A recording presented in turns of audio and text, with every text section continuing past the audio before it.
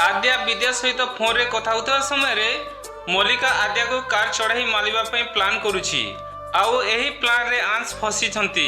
अन्य पटे सिंदूर खेल रे देखिबा पाइबे आउ गुटे ट्विस्ट। दिव्या सौभाग्य और अनी आनिया घर रे लुचकल खेलुवा समय आनिया देखिबा पाइछि विवाह बेलर फोटो।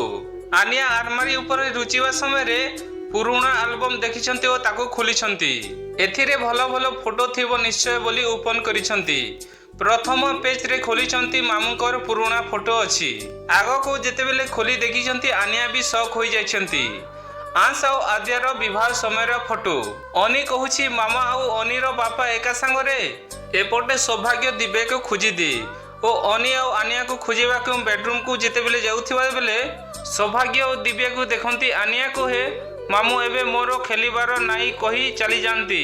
अनी और आनिया फोटो देखी कथा होचंती ता माने तो आउ मोर माँ बापा गोटे आउ तू मो भाई भौणी बोली। आज एही एपिसोड को एठी रखुछु दर्शक बंधु। काली पुणी देखा हेबा। Take care bye bye.